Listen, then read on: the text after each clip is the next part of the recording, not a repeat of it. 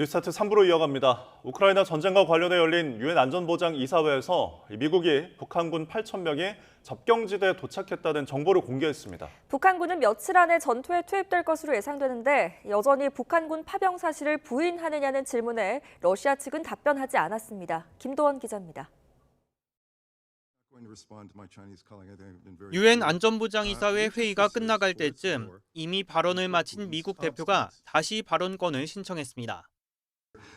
We just received some information just coming in minutes ago that indicates that there are right now 8,000 DPRK soldiers in Kursk Oblast.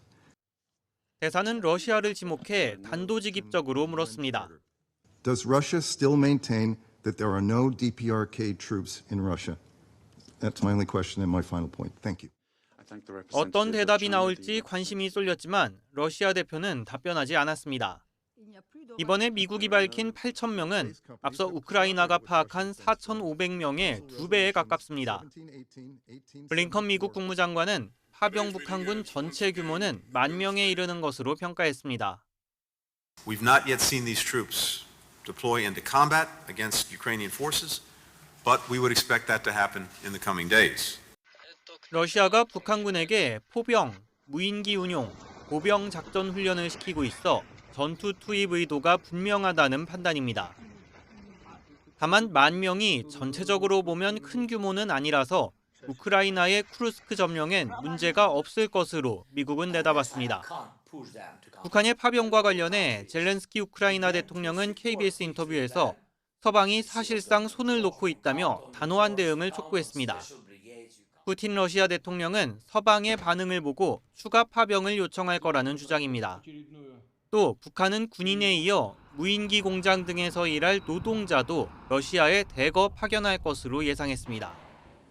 YTN 김도원입니다. 볼로디미르 젤렌스키 우크라이나 대통령이 러시아에 파병된 북한군과 며칠 안에 교전할 것으로 예상된다고 밝혔습니다. 젤렌스키 대통령은 KBS와 인터뷰에서 현재까지 북한 병력은 전투에 참여하지 않았고 러시아 쿠르스크에서 전투에 참여할 준비를 하고 있다며 이같이 말했습니다. 젤렌스키 대통령은 또 한국에 원하는 무기 지원에 대해 북한군이 우크라이나 시민과 싸우기 위해 온 군대라는 공식 지위를 얻은 뒤 구체적인 요청서를 보낼 것이라며 여기에는 화포와 방공 시스템 등이 포함될 거라고 설명했습니다. 네, 북한이 조금 전 어제 ICBM 발사된 최신형 화성포 19형을 시험 발사한 것이라며 최종 완결판이라고 밝혔는데요.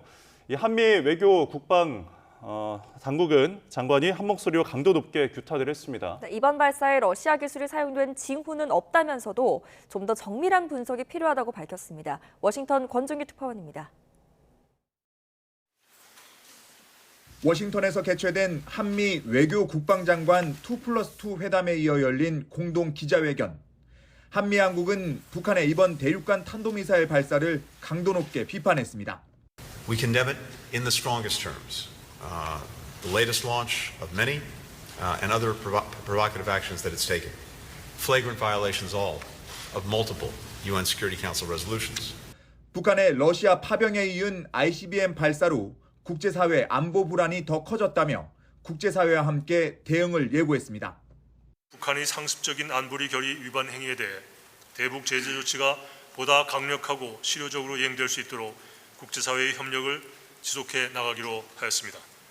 오스틴 국방장관은 이번 ICBM 발사에 러시아 기술이 사용됐는지 질문에 아직 징후는 없지만 최종 판단을 하기에는 이르다고 말했습니다.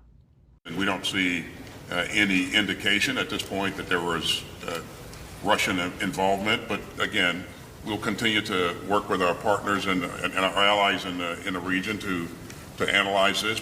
북한이 지금까지 러시아에 지원한 무기 규모를 묻자 김용현 국방장관은 포탄만 1,000만 발 가까이라고 답했습니다. 100만 발, 200만 발이 아니고 1,000만 발에 가까운 수백만 발로 이해하시면 되겠습니다. 그리고 미사일은 한 1,000여 발 정도. 미국은 북한군 파병이 러시아가 100년 만에 외국 병사를 자국에 받은 사례라고 평가했습니다. 전날 한미 국방장관 회담 성명에서 북한 비핵화 목표가 빠진 데 대한 지적이 나온 가운데 우리 외교국방장관은 이번 회견에서 북한의 완전한 비핵화라는 한미 공동의 목표를 재확인했다고 밝혔습니다.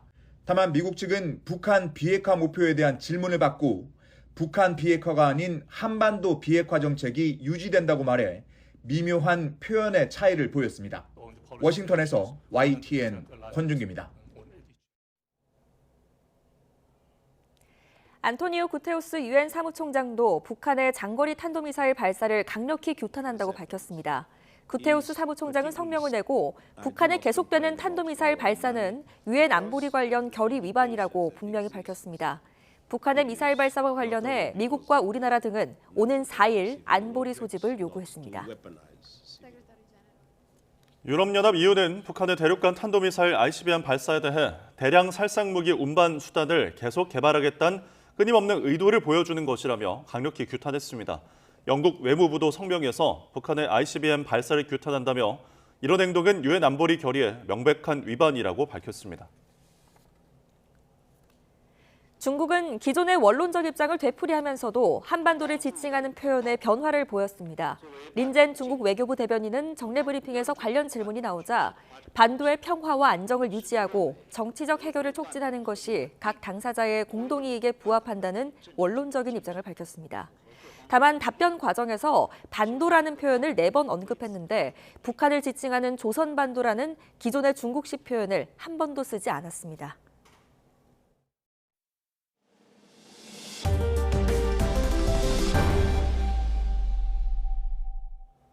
윤석열 대통령이 공천 개입 의혹의 핵심 인물 명태균 씨와 직접 통화한 육성 녹음이 공개됐습니다. 해당 녹취를 공개한 민주당은 윤 대통령의 당무 개입 정황이 입증됐다며 총공세에 나섰는데 당시 공천관리위원장이었던 국민의힘 윤상현 의원은 있을 수 없는 일이라고 반박했습니다. 홍민기 기자입니다. 예정이 없던 긴급 기자회견을 자청한 민주당은 윤석열 대통령의 육성이 담긴 녹음 파일을 공개했습니다. 17초 길이의 해당 녹취는 지난 2022년 5월 9일 윤 대통령과 명태균 씨가 통화한 내용으로 한 달쯤 뒤 다른 사람이 이를 다시 녹음한 파일입니다.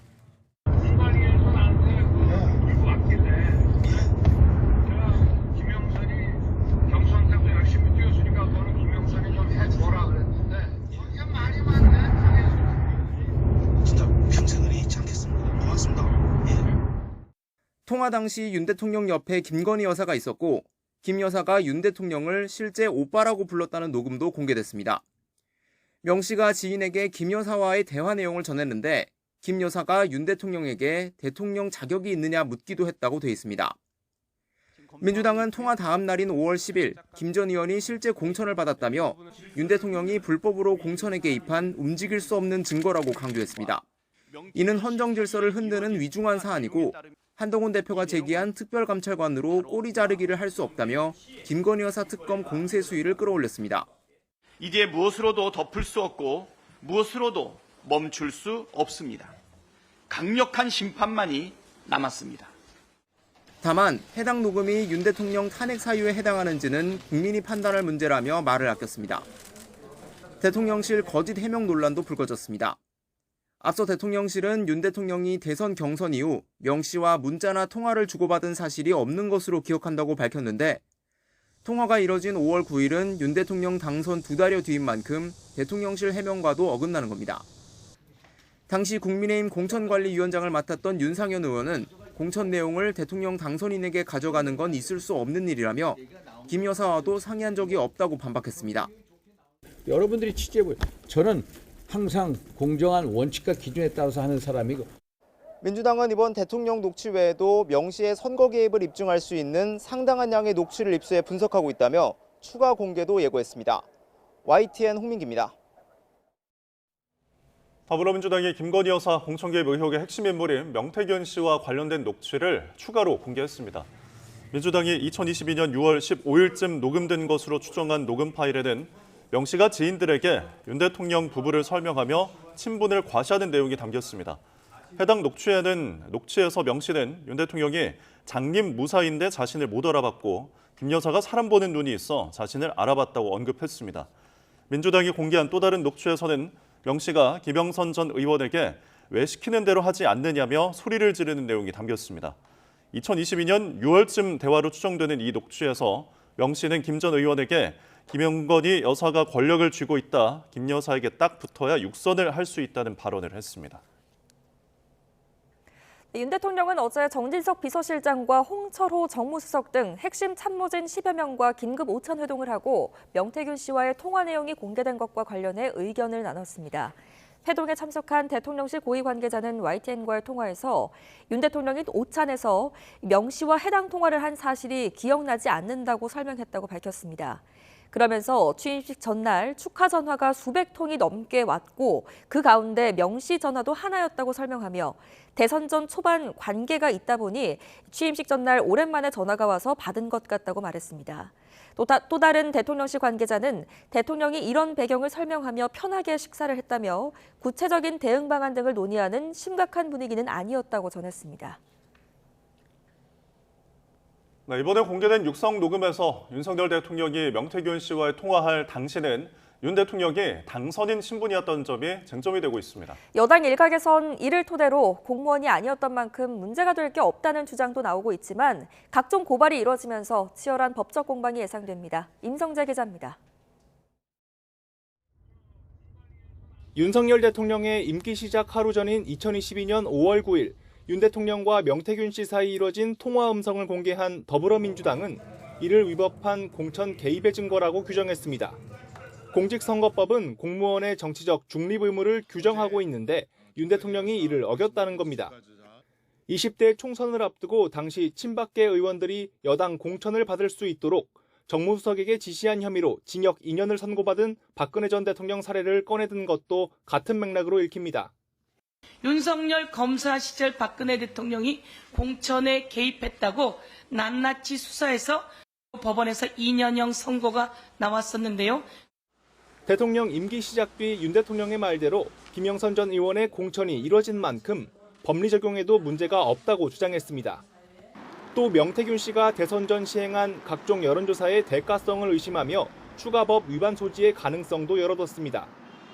친윤석열계 등 국민의힘 일부는 그러나 민주당이 공개한 육성을 토대로 해도 당시 윤 대통령은 하루 차이로 당선인 신분이었다는 점에 초점을 뒀습니다. 박 전 대통령 사례와 달리 명 씨와 통화할 때 윤 대통령은 중립 의무를 지켜야 할 대통령, 즉 공무원이 아니었다는 주장입니다. 아시다시피 그 일씨는 대통령 취임하기 전에 당선인 신분에서 대화였던 것으로 보이기 때문에 탄핵 사유가 되지도 않고요. 당원으로서 정치적 의견을 얘기한 것뿐이라고도 반박했는데 당내에선 법리와는 별개로 국민 눈높이를 고려했을 때 당 차원의 조치가 필요하다는 목소리가 터져나왔습니다. 주요 당직자를 대상으로 사회적 물의, 비리, 비위 등 사건을 조사하는 당무감사를 실시해야 한다는 주장이 대표적입니다. 당무감사를 좀 착수하는 것이 올바르다 이렇게 보고 있습니다. 저는 필요하다면 제가 요청할 의향은 있습니다. 네. 곧 장외투쟁에 나서는 민주당은 이번 음성 파일 공개를 고리로 대여 공세 수위를 최대치로 끌어올린다는 방침입니다. 여당은 법리 검토와 함께 이 대응책 마련에 고심 중인 분위기인데 야당의 공세에 각종 고발까지 이어지며 사태 수습이 만만치 않을 거란 전망도 나옵니다. YTN 임성재입니다. 홍준표 대구시장은 윤석열 대통령과 명태균 씨 사이 통화 녹음이 공개된 걸 두고 꼭 탄핵 전야 대자비를 보는 것 같다고 말했습니다. 홍 시장은 SNS에 글을 올려 구속되기 싫어 제멋대로 말하는 선거 브로커 하나가 나라를 휘젓고 있다며 이같이 적었습니다. 이어 야당은 이에 맞춰 대통령 공격에만 집착하고 있는데 이에 대항하는 여당은 보이지 않는다며 당 지도부를 겨냥해 내부 권력 투쟁에만 골몰하고 있다고 비판했습니다. 더불어민주당 이재명 대표는 윤석열 대통령과 명태균 씨의 통화 녹취로 불거진 공천 개입 의혹은 쉽게 넘어갈 수 없는 매우 엄중한 상황이라고 밝혔습니다. 이 대표는 비공개 최고위원 간담회 후 기자들을 만나서 공천 개입 정도를 넘어 사실상 공천을 지휘하고 지시한 것으로 보이는 육성이라며 이같이 말했습니다. 이어 일종의 정치적 비상 상황이라고 판단하고 민주당이 비상하게 대응해야겠다는 참석자들의 의견이 많았다고 전했습니다. 이런 가운데 국회 운영위원회가 오늘 대통령 비서실과 국가안보실, 대통령 경호처를 대상으로 국정감사를 진행합니다. 국감에서는 어제 윤석열 대통령과 명태균 씨의 통화 녹취 공개로 제기된 공천 개입 의혹이 위법한지 등을 두고 여야가 공방을 벌일 걸로 보입니다. 대통령실에선 정진석 비서실장을 비롯한 비서관들이 출석하고 공천 개입 의혹을 제기한 강혜경 씨도 국감장에 나올 예정입니다. 민주당은 관련 의혹의 핵심 인물인 명태균 씨의 국감 출석을 요구했지만 명 씨는 건강상 이유가 적시된 불출석 사유서를 제출했습니다. 네, 오늘의 경제 일정 살펴보겠습니다. 10월 우리나라의 수출 성적표는 어떨까요? 산업통상자원부가 10월 수출입 동향을 발표합니다. 어제 안덕근 산업부 장관은 우리 수출이 13개월 연속 플러스 행진을 이어갈 것이라고 말했는데요. 결과는 오늘 오전 9시에 나옵니다. 1969년 삼성전자 공업으로 출발한 삼성전자가 오늘 창립 55주년을 맞았습니다. 수원 사업장에서 비공개로 기념행사를 진행할 예정인데 한종희 전영현 부회장이 참석할 것으로 보이고 이재용 회장은 불참이 예상됩니다. 자산 100조 원 규모의 아시아 태평양 지역 최대 에너지 공룡 기업이 탄생합니다. SK그룹 리밸런싱의 핵심이었던 SK이노베이션과 SKENS가 합쳐진 SK이노베이션 ENS가 오늘 본격적으로 출범합니다. 백화점 3사가 일제히 크리스마스 테마를 공개하며 겨울 고객 맞이에 나섭니다. 먼저 현대백화점이 오늘 오전 내부 정원을 꾸민 크리스마스 테마를 공개합니다. 오후 5시 반에는 롯데백화점이 명동점 외벽에서 라이트쇼를 시작하고 1시간 뒤에는 신세계 백화점 명동점이 외벽 LED 영상을 최초로 선보입니다.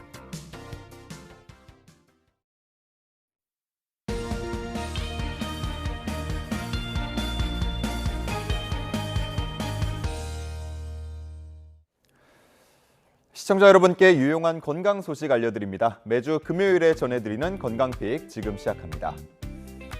지난달 22일 미국 질병통제예방센터는 미국 10개 주에서 40여 명이 식중독 증세를 보여서 이 가운데 1명이 숨졌고 환자 대부분은 맥도날드에서 특정 햄버거를 먹었다고 발표했습니다. 식중독의 원인으로는 테일러 팜스사의 생양파가 지목됐는데요. 식품의약품안전처는 이번 식중독 원인으로 추정되고 있는 양파 제품이 최근 2년 동안 국내로 수입된 사실은 없다고 밝혔습니다.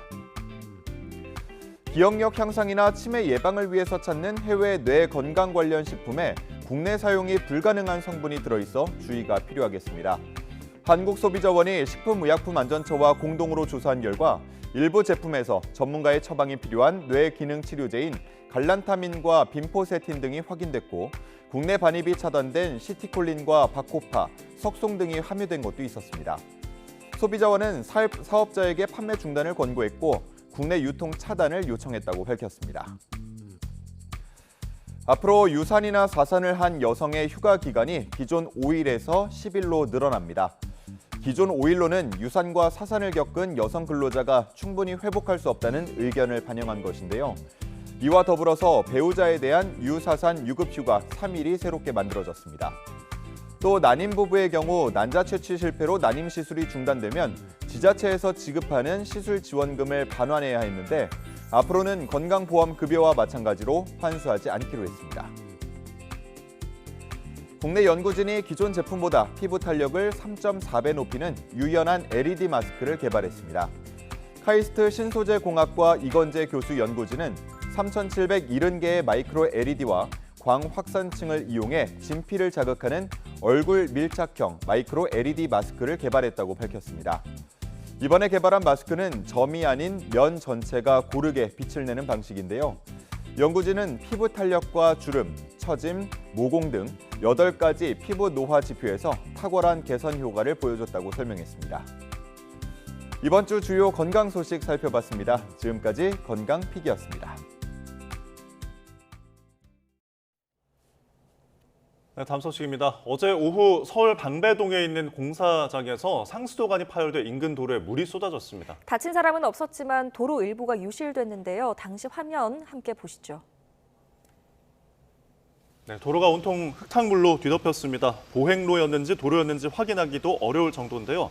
가을철인데도 마치 장마철에 비가 내리면서 도로가 침수된 것처럼 보입니다. 사고가 난 건 어제 오후 3시 50분쯤입니다. 서울 방배동의 한 공사장에서 물이 쏟아져 나온 건데요. 공사 관계자들이 폐관된 상수도를 제거하는 과정에서 인근에 있던 다른 상수도관까지 파손된 것으로 파악했습니다. 도로 보도블럭 등이 유실되면서 수도사업소와 구청은 긴급 복구 작업에 나섰고 임시 보행로를 설치했습니다. 네, 어제 헬로윈데이를 맞은 서울 홍대와 이태원 거리는 축제 분위기를 즐기러 나온 시민들로 북적였습니다. 경찰과 소방, 지자체 등은 참사가 되풀이되지 않기 위해 합동 순찰을 벌이며 총력 대응에 나섰습니다. 황보혜경 기자가 취재했습니다. 마블 영화 속 캐릭터부터 도널드 트럼프 전 미국 대통령까지 각양각색 분장을 한 사람들이 발길을 붙잡습니다. 헬로윈을 맞은 서울 홍대 거리 모습입니다. 막상 나와보니까 막 코스프레 하는 분들도 많고 되게 좀 재밌는 캐릭터들도 많아가지고. 홍대 관광특구는 애초 서울시 예상을 뛰어넘는 최대 7만 8천여 명이 찾으며 곳곳에서 혼잡이 빚어졌습니다. 경찰과 소방, 지자체 인력 등 280여 명이 투입돼 인파 관리에 집중했습니다. 주점들이 몰려있는 서울 홍대 거리입니다. 한가운데에 질서 유지 펜스를 설치하고 우측 통행을 유도하고 있습니다. 이태원 참사 때 현장 혼선의 원인으로 지목됐던 경찰 분장 단속이나 범죄 예방 활동도 함께 진행됐습니다. 그 결과 축제 참가자를 몰래 촬영한 혐의로 외국인 남성 한 명이 그 자리에서 체포되기도 했습니다. 2년 전 참사의 아픔이 가시지 않은 이태원은 상대적으로 낮은 밀집도를 보였습니다.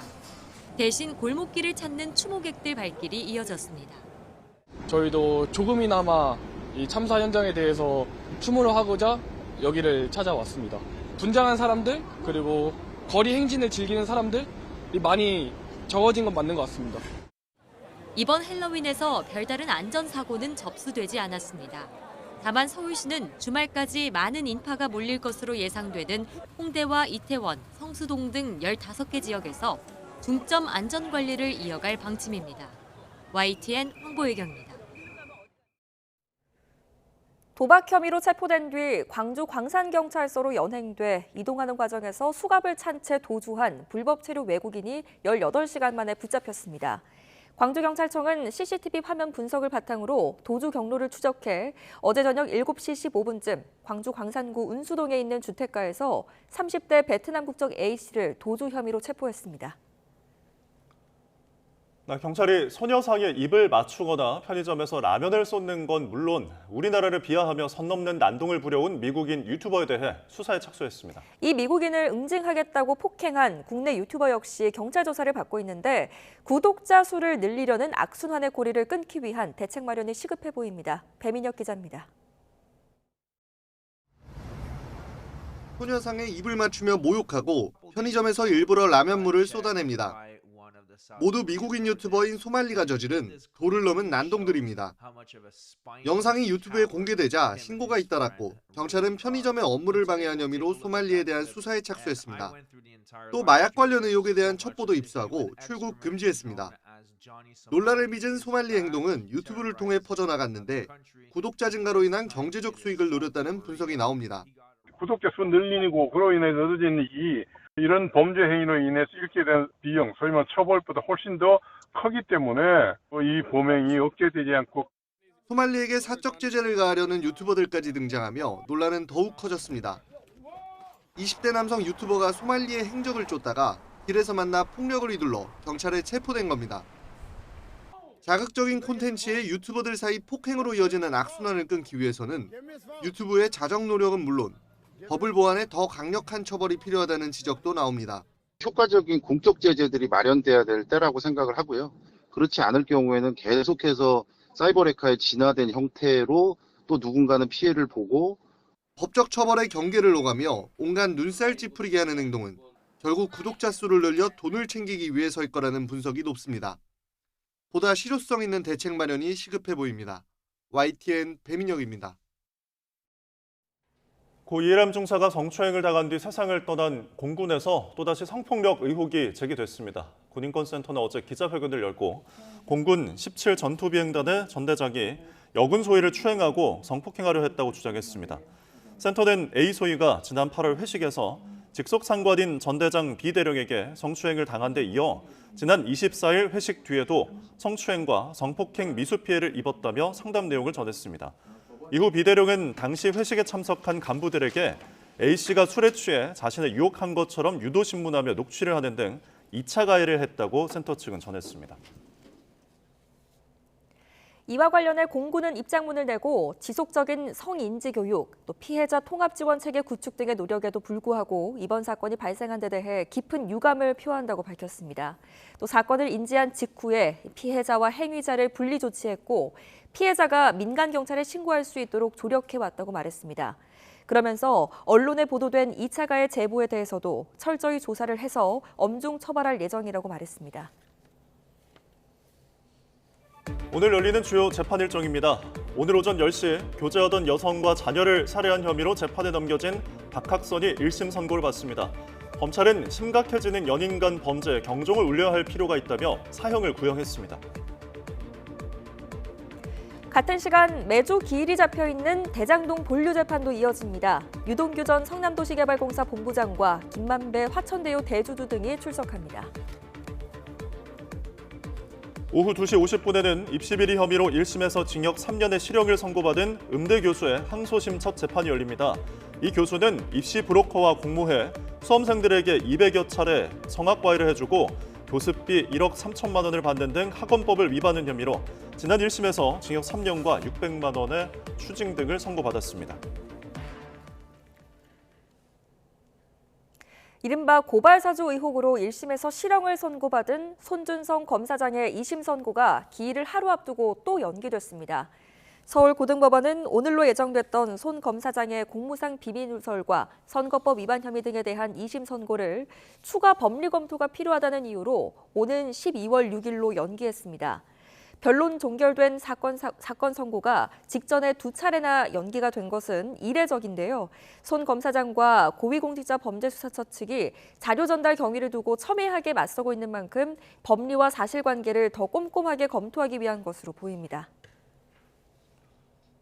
쌍방울 불법 대북 송금 등의 혐의로 재판에 넘겨져 1심에서 징역 9년 6개월을 선고받은 이화영 전 경기도 평화부지사에게 검찰이 항소심에서 징역 15년을 구형했습니다.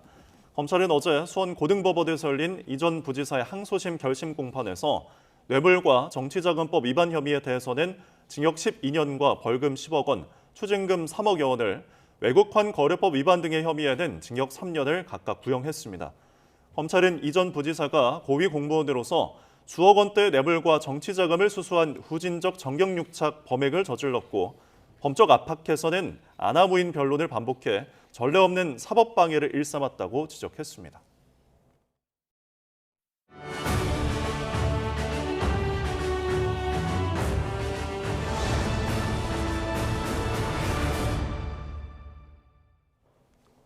네, 이제 미 대선을 나흘 앞두고 사전투표율이 50%를 넘을 거라는 분석이 나와 유권자들의 선택에 관심이 쏠리고 있습니다. 쓰레기선 발언으로 촉발된 막말 공방은 이번에는 여성 보호 논쟁으로 번지고 있습니다. 워싱턴에서 홍상희 특파원이 취재했습니다.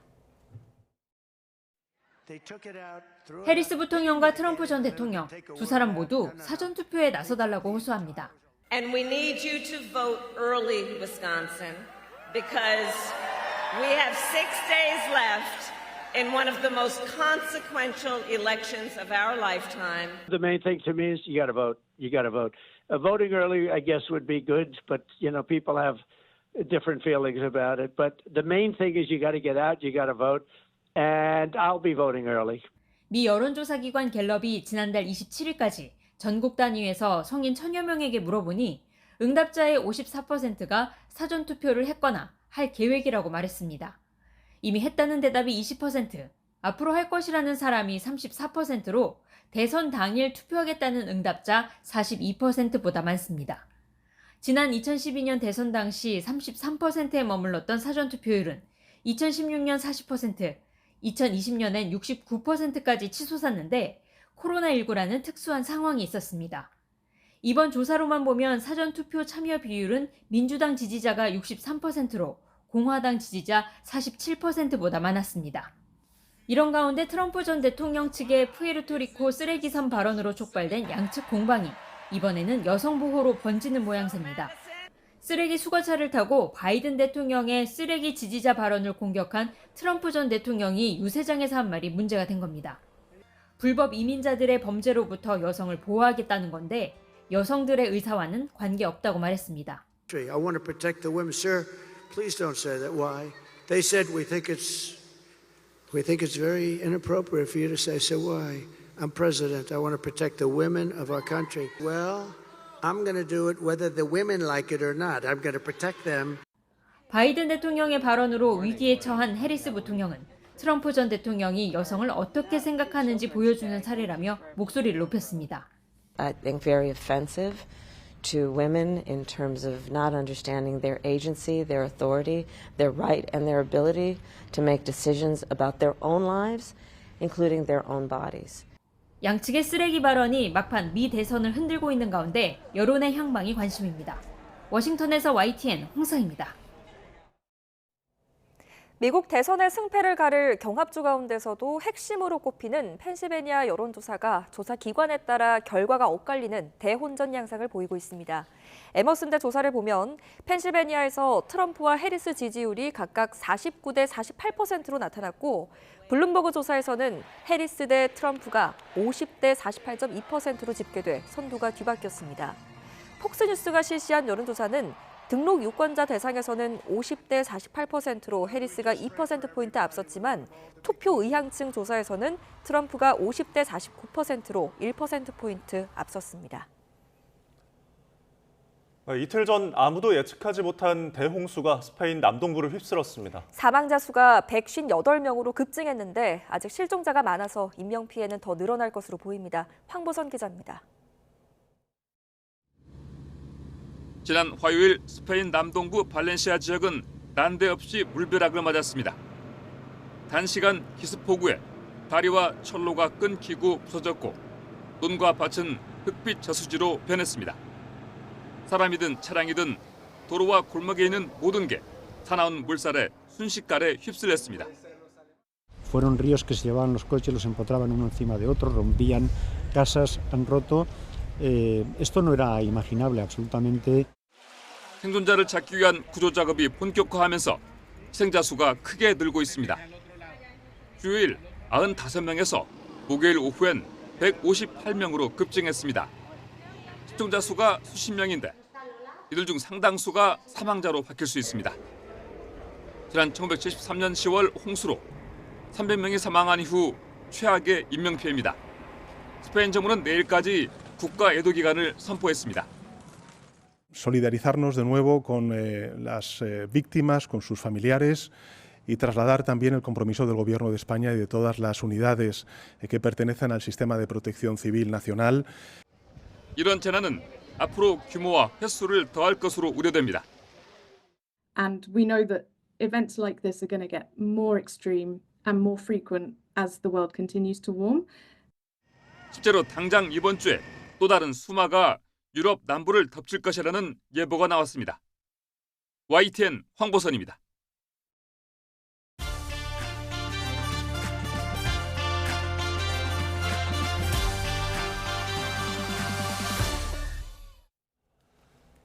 네, 이번 주도 연예계에는 다양한 소식들이 전해졌습니다. 그룹 FT 아일랜드의 멤버 최민환 씨가 전처인 유리 씨의 사생활 폭로 이후 그룹 활동을 잠정 중단했습니다. 네, 또 한편 넷플릭스 예능 흑백 요리사를 통해 유명세를 얻은 트리플스타는 여러 가지 의혹이 불거져 충격을 또 안겨주고 있습니다. 한 주간의 연예계 소식 오늘은 YTN 스타 강내리 기자와 함께 알아보겠습니다. 어서 오세요. 네, 어서 오십시오. 참 논란이 많았던 한 주였습니다. 네. 먼저 지금 라붐 출신 이제 유리 씨가 전 남편이죠. FT 아일랜드 최민환 씨에 대해서 사생활 의혹을 좀 폭로를 했는데 이 문제 때문에 최근에 공식 일정에서 좀 석상에 나오지 않고 있다고요? 그렇습니다. 유리 씨가 결혼 생활 중에 최민환 씨가 성매매 업소를 출입했다고 폭로를 했습니다. 또 시댁에서 식구들이 있는데도 본인을 강제추행했다고도 밝혔는데요. 이에 대해 최민환 씨는 소속사를 통해서 공식 사과했고 이후 방송가에서 완전히 모습을 감췄습니다. 네. 폭로가 나온 그 다음 날이었던 지난달 26일에는 대만 가오슝에서 열린 FT 아일랜드의 아시아 투어 콘서트에서 무대 뒤에서 드럼을 연주를 했고요. 내일 일정부터는 최민환 씨가 맡은 드럼 포지션이 세션 연주자로 대체돼 FT 아일랜드는 잠정적으로 2인 체제로 활동을 이어나가게 됐습니다. FT 아일랜드의 팬미팅 일정은 취소가 됐습니다. FT 아일랜드는 오는 23일 체육대회 콘셉트의 팬미팅을 열 예정이었지만 지금 상황에서 강행하기는 무리였다고 판단한 것으로 보입니다. 최민환 씨는 방송에서도 지워지고 있습니다. 지난 4월 새 자녀를 데리고 싱글 데디로 첫 출연했던 예능 프로그램 슈퍼맨이 돌아왔다에서 하차했고 다시 보기 영상도 삭제됐습니다. 네, 그런데 이 최민환 씨가 그룹에서 완전히 퇴출된 건 아니잖아요. 이전에도 FT 아일랜드가 잠정적으로 팀을 재편하지 않고 2인 체제로 활동을 하게 된 그 배경에 좀 관심이 쏠리고 있더라고요. 네, 맞습니다. 유리 씨가 이제 결혼 생활에 대해서 폭로를 한 이후에 국민신문고에는 최민환 씨의 성폭력 처벌법 위반 혐의와 강제추행 혐의를 수사해달라는 고발장이 접수가 됐습니다. 네. 이에 경찰은 내사에 착수를 했고 최민환 씨는 앞으로 소환 조사를 받을 가능성이 있습니다. 경찰 수사가 진행되고 있는 만큼 소속사는 수사 결과가 나오기 전에 당장 어떤 결단을 내리기보다는 향후 상황을 더 지켜보기로 하고 예정된 FT 아일랜드의 스케줄과 관련해서만 정리를 한 것으로 보입니다. 네, 사실 FT 아일랜드가 이렇게 멤버로 인한 논란에 휩싸인 게 또 처음이 아니고 계속 이어지고 있어서 팬들의 마음 지켜보는 입장에서는 굉장히 안 좋을 것 같은데 앞으로 이 그룹이 어떻게 좀 운영이 될까 궁금하거든요. 네, 사실 FT 아일랜드가 Five Treasure 아일랜드의 약칭입니다. 예. 5개의 보물섬이라는 뜻이고 이 팀 명에서 우리가 알 수 있듯이 처음에는 5인조로 데뷔를 했습니다. 하지만 일부 멤버의 탈퇴로 몇 차례 변화가 있었는데요. 원년 멤버인 오원빈 씨가 탈퇴하고 새 멤버로 송승현 씨가 들어왔었고 네. 이제 최종훈 씨가 이른바 버닝썬 게이트에 연루돼서 퇴출이 되면서 4인조로 개편을 또 했습니다. 또 송승현 씨가 탈퇴한 이후에 2019년부터는 3인조로 활동을 이어오고 있었습니다. 그런데 이제 이번에 최민환 씨 논란으로 FT 아일랜드는 2인조가 될 위기에 처했습니다. 예. 사실 2명인 게 문제라기보다는 이 원년 멤버의 반도 채 남지 않은 데다가 밴드인데 메인 보컬과 베이스 포지션밖에 남지 않았기 때문이죠. 또 이 최종훈 씨 논란 때는 나서지 않았던 이홍기 씨가 이번 최민환 씨 논란이 불거진 이후에는 그를 감싸는 발언을 해서 역풍을 맞기도 했습니다. 이처럼 아직 결론이 나지 않은 사안에 대해서 성급 편을 드는 것은 위험합니다. 예. 게다가 최민환 씨가 부성에 강한 이미지로 예능에서 사랑받았던 것을 생각하면 불법적인 행위가 실제로 일어났는지 여부를 떠나서 대중의 실망감은 이미 너무 크다고 볼 수가 있겠죠. 네. 그런데 대중의 실망감을 또 한 번 안긴 이 인물이 네. 있습니다. 이번 주 사생활 논란에 휩싸인 스타가 또 있는데 넷플릭스 흑백 요리사로 굉장히 사랑을 받았던 트리플 스타 이야기입니다. 이 사람이 지금 그 굉장히 요리를 할 때 FM대로 요리를 하고 또 바른 이미지로 많이 사랑을 받았잖아요. 그런데 맞습니다. 사생활 논란에 휩싸였다고요? 네, 셰프 트리플 스타가 양다리 의혹과 취업 로비 의혹에 휩싸였습니다. 예. 지난달 30일 한 매체는 트리플 스타의 전처 A씨, 전 여자친구 B씨의 주장을 바탕으로 그가 A씨와 교제 당시 결혼을 앞두고 다른 여성과 바람을 피웠다고 보도를 했습니다.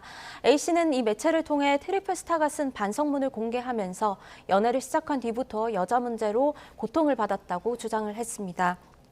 A씨는 트리플 스타의 취업을 돕기 위해서 명품 가방을 선물하고 자신의 인맥을 통해서 미슐랭 레스토랑에 면접을 볼 수 있게 했다고도 밝혔습니다. 또 다른 여성 B씨는 트리플 스타에게 아무 이유도 없이 잠수 이별을 당한 뒤에 결혼한다는 소문을 듣게 됐다고 전했습니다. 하지만 트리플 스타는 모든 의혹을 부인했습니다. 예. 반성문에는 당시에 본인이 뭐라고 썼는지 기억이 나지 않고 취업은 본인이 열심히 노력했다고 주장했습니다. 네. 그 흑백 요리사를 보지 않은 분께서는 뭐 트리플 스타가 굉장히 이제 생소하고 무슨 미슐랭 스타 이야기를 하나 싶기도 하겠지만 어쨌든 현재 주가를 굉장히 올리고 있는 스타 셰프인데 네. 앞으로 굉장히 그 활동이나 영향에 좀 큰 끼치는 영향이 있지 않을까요? 네, 그 간단히 설명을 드리면 그 트리플 스타는 넷플릭스 예능 흑백 요리사 요리 계급 전쟁에 출연해서 최종 3위를 차지하면서 유명세를 얻었습니다. 예. 본명은 강승원이고요. 트리플 스타는 미슐랭 3스타만 3곳에서 일했다고 해서 흑백 요리사 제작진이 붙여준 별명입니다. 여론이 악화되면서 서울시가 주최하는 미식 행사에 트리플 스타가 출연하는 것을 재검토하라는 민원이 제기되기도 했는데요. 서울시는 이미 예정된 출연이라 취소가 어렵다면서 트리플 스타의 출연을 강행하기로 했습니다. 네, 만약에 출연이 된다면 공식석상에 서게 되는 걸 텐데 여기서 네. 또 추가 입장이 있을지 지켜보도록 하겠습니다. 자, 방송인 최동석, 박지윤 부부 간의 어떤 그 갈등도 계속되고 있습니다. 경찰이 지금 수사에 착수했다고 했는데 어떤 어떻게 진행되고 있나요? 지난해 10월에 파경이 알려진 박지훈, 최동석 부부는 최근에도 쌍방 간의 상간 소송을 제기를 하면서 법적 분쟁을 이어오고 있습니다. 최근에 한 매체를 통해서 부부 간의 갈등이 담긴 대화 녹취록이 공개돼서 파장이 일었는데요. 예.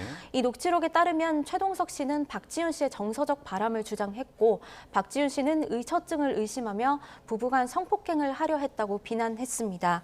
이에 한 누리꾼이 국민신문고를 통해서 최동석 씨의 성폭행 의혹을 수사해달라면서 민원을 제기했고 결국 경찰이 이들 부부 간의 성폭행 의혹에 대한 수사에 착수를 한 건데요. 예. 이 제주경찰이 박지훈 씨의 협조를 받기 위해서 접촉 중인 것으로 전해졌습니다. 네, 이렇게 두 사람의 이혼 과정, 갈등 과정이 굉장히 대중들에게 낱낱이 알려지면서 피로감도 좀 높은 부분이 있기도 한데 네. 지금 두 사람의 법적 분쟁은 일단 어디까지 진행이 된 건가요? 박지훈 씨가 이제 자녀에 대한 양육권과 친권을 가져갔고 최동석 씨는 면접 교섭권만 가져간 가운데 두 사람은 현재 재산 분할 싸움을 벌이고 있습니다. 예. 한 매체를 통해서 공개된 부부 갈등의 전말이 담긴 카카오톡 메시지 내용에서 두 사람이 압구정 아파트를 파는 문제를 두고 갈등을 빚는 부분이 나오기도 했는데요. 예. 이 박지훈 씨의 단독 명의로 된 아파트지만 최동석 씨가 결혼 이후에 부부 공동재산으로 보고 18억 원의 가압류를 걸어놓은 상태이기 때문에 계속 정리를 하라고 한 것이고 박지훈 씨는 최근 이 아파트를 매도했습니다.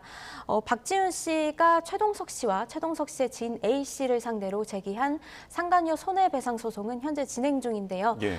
지난 8월에 첫 변론기일이 진행됐고 이달 중에 2차 변론기일이 열립니다. 최동석 씨도 박지훈 씨와 남성 B 씨를 상대로 상간자 위자료 손해배상 청구 소송을 제기하면서 맞대응에 나섰습니다. 양측의 입장이 첨예하게 갈리고 있기 때문에 어떤 결론이 날지는 좀 더 지켜봐야 할 것으로 보입니다. 네. 또 다음으로는 지금 또 대중들에게 많은 사랑을 받고 있는 프로그램이 받고 있는 이 논란에 대해서 한번 살펴보겠습니다. 쿠팡 플레이 SNL 코리아 이야기인데 시즌 6가 또 패러디 논란에 휩싸였더라고요. 워낙 프로그램 특성상 자극적인 요소가 많다 보니까 지금 근데 이게 처음이 아니죠? 그렇습니다. 네. 일단 지난달 26일에 SNL 코리아 시즌 6가 TVN 토요일 드라마 정년이를 패러디한 컨텐츠를 선보였는데요. 이 과정에서 정년이를 외설적으로 표현하면서 성적 희화를 했다는 지적을 받았습니다. 네. 이 드라마 정년이는 여성들의 성장과 연대를 담아내는 작품이고 심지어 그 주인공인 정년이는 미성년자 캐릭터인데요. 이런 작품의 의미와 캐릭터의 특징은 무시한 채 불쾌감만 안긴 겁니다. 하지만 이 논란과 관련해서 플랫폼과 패러디 연기를 선보인 방송인 안영미 씨까지 별다른 사과 입장을 내놓지는 않았습니다. SNL 코리아는 이전에도 말씀하신 것처럼 선을 넘은 패러디로 지적을 받은 바가 있는데요. 네. 최근에 국회 국정감사에 참고인으로 참석한 유진스의 한이, 또 한국 최초로 노벨문학상을 받은 한강 작가를 패러디해 비판을 받았습니다.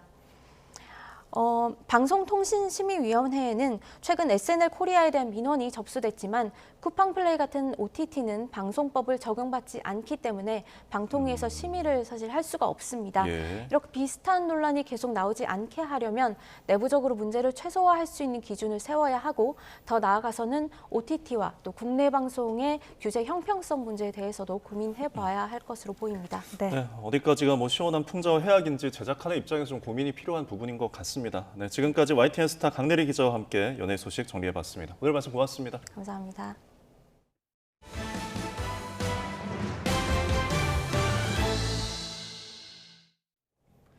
체코 반독점 사무소가 한국수력원자력의 신규 원자력 발전소 건설 계약에 관한 경쟁사들의 이의 제기를 기각했다고 AFP 통신이 보도를 했습니다. 이들은 항소할 수 있으며 최종 결정이 나올 때까지는 원전 계약을 체결할 수 없다고 반독점 사무소는 덧붙였습니다. 앞서 원전 건설 입찰에서 탈락한 프랑스 전력공사 EDF와 미국 웨스팅하우스는 한수원이 우선 협상 대상자로 선정이 되자 각각 체코 반독점 당국에 이의 신청을 제기했습니다. 웨스팅하우스는 한수원이 사용한 원자로 설계 기술의 특허권은 자사에 있으며 허락 없이 이 기술을 사용할 수 없다고, 또 EDF는 입찰 절차의 공정성을 확인해야 한다고 주장하고 있습니다. 네, 이번에는 출근길 날씨 알아보겠습니다. YTN 야외 스튜디오 연결합니다. 윤수빈 캐스터. 네, 윤수빈입니다. 네, 오늘 아침 남부지방에는 비가 내린다고요? 네, 맞습니다. 현재 서울 등 중북부 지방은 하늘빛만 잔뜩 흐립니다. 반면 남부와 제주도는 태풍 콩레이가 남긴 비구름의 영향으로 비가 내리고 있는데요. 특히 제주도에는 시간당 30mm 안팎의 강한 비가 예상되면서 호우주의보가 내려졌습니다. 저지대 침수를 비롯한 피해가 발생하지 않도록 주의해 주시기 바랍니다. 또 비와 함께 바람도 강하다고요? 네, 현재 제주 산간에는 초속 20m에 달하는 돌풍이 불고 있고요. 그 밖에 제주도와 남해안으로도 바람이 강합니다. 날아갈 수 있는 물건은 단단히 고정하는 등 시설물 관리와 안전 사고에도 주의해 주셔야겠습니다. 자세한 레이더 화면부터 살펴보겠습니다. 현재 비구름이 주로 남부와 제주도, 충남 지방에 분포하고 있습니다. 특히 호우주의보가 발령 중인 제주도에는 오늘 밤사이 시간당 최대 50mm의 매우 강한 비가 벼락과 돌풍을 동반하며 쏟아질 수 있겠습니다. 내일까지 예상되는 비 양은 제주 산간에 최고 300mm 이상, 그 밖에 제주도에 최고 150mm의 폭우가 쏟아지겠고요. 남해안에도 최고 80에서 100mm의 큰 비가 내리겠습니다. 또 남부 내륙에는 5에서 60mm의 비가 예상됩니다. 오늘 아침은 쌀쌀함이 한결 덜합니다. 현재 서울 기온 13.1도, 광주는 14.5도를 보이고 있는데요. 하지만 전국이 대체로 흐린 가운데 곳곳에 비가 내리면서 낮 기온은 어제보다 내려가겠습니다. 오늘 서울 한낮 기온 19도, 전주 18도, 대구는 16도가 예상됩니다. 이번 비는 주말인 내일 오전 남부지방부터 점차 그치겠지만 동풍의 영향으로 영동지방에는 밤까지 비가 조금 오겠고요. 내일 낮부터 휴일까지 내륙지방은 비교적 맑고 온화한 가을 날씨가 이어지겠습니다. 하지만 다음 주 월요일에는 수도권과 영서에 비가 내리겠고 찬 공기가 남하하면서 이른 겨울 추위가 찾아올 전망입니다. 제주도 해안에서는 비바람이 부는 가운데 너울성 파도도 높게 일겠습니다. 이 지역에 계신 분들은 해안가 접근을 자제하시는 게 좋겠습니다. 지금까지 YTN 윤수빈입니다. 뉴스를 마칩니다. 고맙습니다.